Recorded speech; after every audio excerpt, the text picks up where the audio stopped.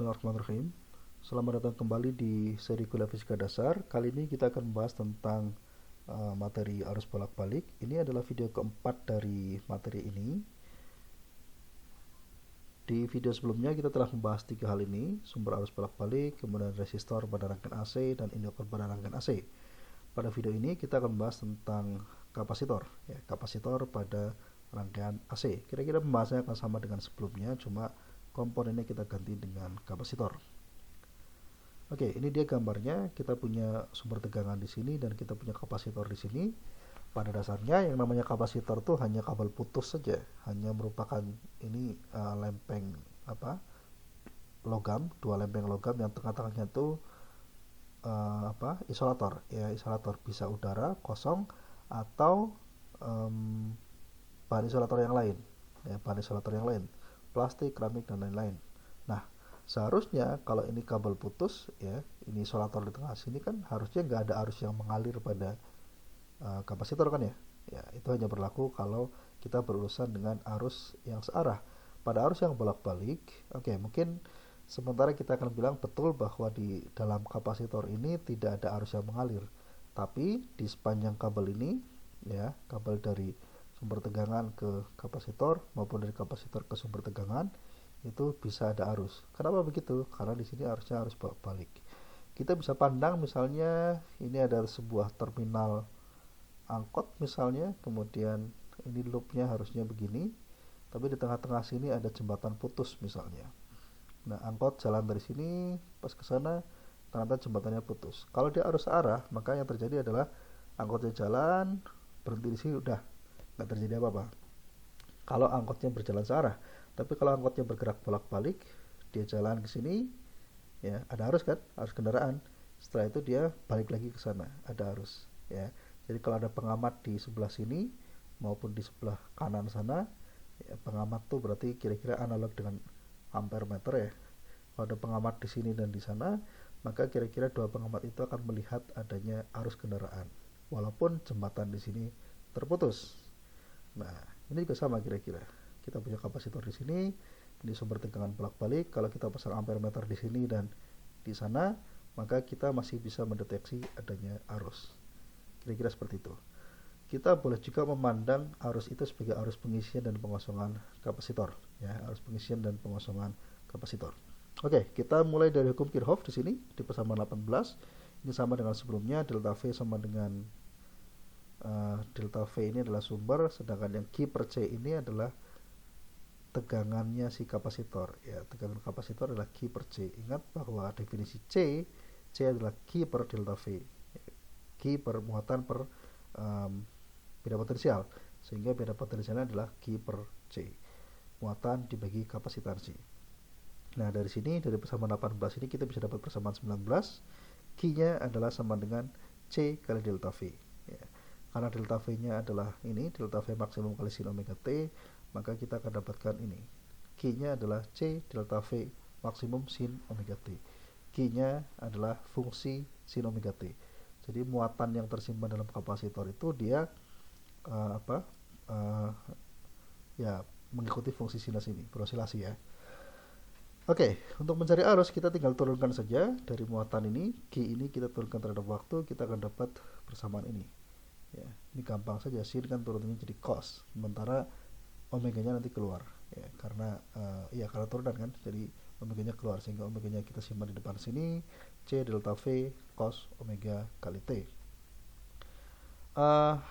Sama seperti di induktor tadi, kita mau bandingkan arus ini dengan tegangan sumber. Tegangan sumbernya kan dalam bentuk sinus, sehingga arusnya ini kita mau ubah dia dalam sinus, dan kita lihat lebihannya atau kurangnya berapa. Nah, ternyata kita dapat di sini cos omega T itu dia akan sama dengan sin omega T ditambah pi per 2. Oke, untuk ngetes ini sama seperti sebelumnya, kita tahu bahwa kalau cos mau diubah ke sin itu kan tambah 90 derajat atau kurangi 90 derajat. Tinggal cek salah satunya, kalau yang sesuai dengan yang kita perlukan, maka kita akan nanti kita bisa dapat sin atau plus atau negatif, positif atau negatif dari 90 derajat. Oke. Atau cara ngecek yang lain, coba kalau misalkan kita kasih di sini sudut 0 omega T-nya sama dengan 0. Cosnya 0 itu adalah 1, sementara kalau 0 masuk ke sini, kita punya sin pi per 2 juga dia nilainya 1. Kalau kita salah masang tanda di sini negatif, maka mestinya kita punya sin negatif 90 derajat, hasilnya minus 1, berarti nggak sesuai. Oke, ya, jadi kita punya arus yang bentuknya seperti ini. IC-nya arus yang melalui kapasitor, oke lah, nggak apa-apa, arus yang melalui kapasitor. Ya, tadi kita bilang arus yang bukan melalui kapasitor sebetulnya, tapi arus yang melalui kabel-kabel di sekitar kapasitor ya. Itu adalah seperti ini di persamaan 20. Bentuknya sinus omega T, tapi ada lebihan pi per 2. Oke, silakan ditebak. Berarti siapa yang mendahului dan siapa yang ketinggalan. Ini tegangannya omega T, arusnya adalah omega T, tapi ada lebihan pi per 2. Jadi siapa yang duluan? Oke, betul. Yang duluan adalah arusnya. Arus mendahului tegangan. Di dia gambarnya kira-kira kalau yang ini, yang kuning ini atau yang oranye ini adalah tegangan, maka arusnya adalah yang ini nih, yang ungu. Ya. Arusnya mendahului tegangan. Tegangannya masih 0, arusnya sudah maksimum. Dan seterusnya. Ya. Oke, arusnya mendahului tegangan. Kalau di induktor tadi arusnya tertinggal dari tegangan. Kalau di kapasitor arusnya mendahului tegangan. Kalau kita gambar diagram fasanya kira-kira seperti ini. Ini tegangannya ke sana ya, ke sana. Ini omega T adalah sudut fasanya tadi. Nah, arusnya itu mendahului. Jadi segini ini omega T-nya ini harus ditambah dengan 90 derajat atau pi per 2 radian. Hasilnya adalah ke sana. Oke, ini silakan nanti bisa lihat lagi yang di komponen-komponen sebelumnya. Kalau di kapasitor itu dia ke di induktor ya. Induktor itu arusnya ke bawah sini, tapi kalau di kapasitor arusnya ke atas sana. Arus mendahului tegangan. Oke, kita lanjutkan. Kita bisa juga otak-atik seperti sebelumnya. Kita akan dapatkan ada besaran namanya reaktansi kapasitif. Ya, caranya seperti ini. Ini tadi arusnya adalah seperti ini, omega C delta V max sin seperti ini. Nah, kita bisa tuliskan yang ini ya, omega C kali delta V max sebagai I maksimum. Ya. I maksimumnya ini sama dengan omega kali C delta V max. Ini boleh kita tuliskan dalam bentuk yang mirip seperti beda potensial dibagi dengan hambatan. Seperti di resistor. Arus adalah tegangan dibagi hambatan. Nah, yang mirip seperti tegangan di sini adalah reaktansi kapasitif. Kita sebut sebagai, kita simbolkan sebagai XC di sini. Ya. Mau nggak mau, karena omega C-nya ada di atas, berarti XC-nya itu harus sepernya. Seper omega kali C. Omega adalah frekuensi atau 2πf ya. C-nya adalah kapasitansi dari kapasitor yang kita gunakan. Sekali lagi, XC ini kira-kira mirip seperti hambatan. Satuannya juga ohm, sama seperti hambatan pada resistor. Oke, bagaimana dengan dayanya? Daya sesaatnya kita bisa hitung. Dayanya adalah V kali I pastinya, arus kali tegangan. Oke, kita mundur sedikit. Ini dia. Nih, arusnya adalah fungsi cos, sedangkan tegangannya adalah fungsi sinus. Ya, jadi kalau tegangan dikalikan dengan arus, nanti hasilnya adalah sin kali cos. Sin kali cos. Nah, kalau kita rata-ratakan, hasilnya berapa? Sudah kita bahas di induktor. Ya, nilai rata-ratanya adalah 0. Ya. Kenapa? Karena nilai rata-rata dari sin cos adalah 0. Sudah kita bahas di topik sebelumnya. Silakan dimundurkan lagi. Kenapa sin rata-rata dari sin kali cos itu hasilnya sama dengan 0. Oke, jadi di resistor tidak ada daya, tidak ada energi yang terbuang, tidak ada energi yang masuk ya. Jadi daya rata-ratanya sama dengan 0. Oke. Saya punya pertanyaan di sini untuk menguji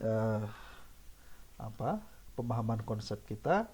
Kalau saya punya lampu di sini, kemudian di sini ada kapasitor, kemudian ini ada sumber tegangan bolak-balik.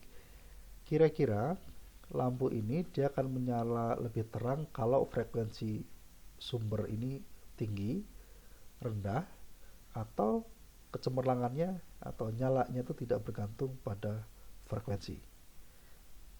Oke, silakan dijawab dengan alasan yang bagus, alasan yang rinci terkait dengan besaran-besaran fisik yang barusan kita bahas. Oke, kemudian, oh ya ada satu lagi nih. Nah, tadi kita sudah kenal induktor dan kita sudah kenal kapasitor. Nah, ini sama juga pertanyaannya. Lampu R ini dia akan menyala lebih terang pada frekuensi yang tinggi, rendah, atau um, kecerlangannya itu tidak bergantung pada frekuensi. Silakan jawab ya sebagai jawaban dari pertanyaan 4. Nanti di komentar di bawah sana kalian tuliskan jawaban pertanyaan 4 ya. Dengan alasannya, dengan alasan yang jelas, yang baik. Oke. Ini contoh soal hitungan. Kapasitor 8 mikrofarad berhubungan dengan AC yang sumber AC yang frekuensinya adalah 60 Hz dengan tegangan RMS-nya 150 volt. Tentukan reaktansi kapasitif dan arus RMS pada rangkaian. Saya kira ini mudah. Ini C-nya, ini F-nya 60.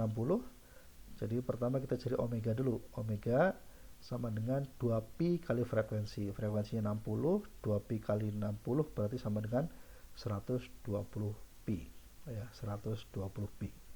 Nah, yang namanya reaktansi kapasitif XC di atas sana tadi kita sudah tahu ininya, definisinya mana. Oke. Ini dia, itu adalah 1 per omega C. Omega sudah ada, C-nya ada di soal, kita bisa hitung. Cuma mungkin angkanya agak ribet sedikit.